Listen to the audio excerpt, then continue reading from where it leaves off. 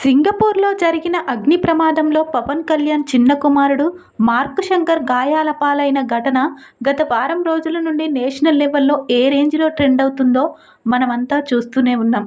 అయితే ఎట్టకేలకు చికిత్స ద్వారా కోలుకున్న మార్క్ శంకర్ మొన్ననే ఇండియాకి తన అమ్మానాన్నలతో కలిసి తిరిగి చేరుకున్నారు.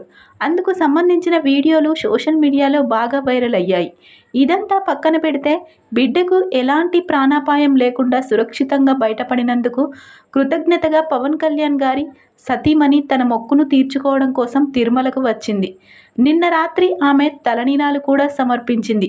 అందుకు సంబంధించిన ఫోటోలు, వీడియోలు బాగా ట్రెండ్ అయ్యాయి. క్రైస్తవ మతానికి చెందిన అమ్మాయి అయినప్పటికీ హిందూ దేవులపై ఆమె చూపించిన భక్తి శ్రద్ధలను చూసి అభిమానులతో పాటు నెటిజన్స్ కూడా ప్రశంసిస్తున్నారు. కాసేపటి క్రితమే ఆమె అన్నదానం కోసం తిరుమలలో 17 లక్షల రూపాయల విరాళం అందించి తన చేతుల మీదుగా భక్తులకు వడ్డించింది. అనంతరం ఆమె సాధారణ భక్తులతో కూర్చుని భోజనం కూడా చేసింది.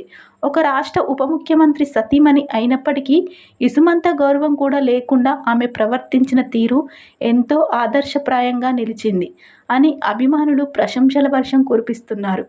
పవన్ కళ్యాణ్ గారు ఆమెతో కలిసి రాలేదు, కానీ ఒంటరిగా వెళ్ళి తన మొక్కును చెల్లించుకొని చేయాల్సిన కార్యక్రమాలు చేసి నేడు తిరుగు ప్రయాణం కానుంది. క్రైస్తవ మతానికి చెందిన వాళ్ళు భర్త అడుగుజాడల్లో నటిస్తూ ఇలా కూడా జీవించే వాళ్ళు ఉంటారా అని అన్న లెజీవాను చూసినప్పుడే అర్థమవుతుంది.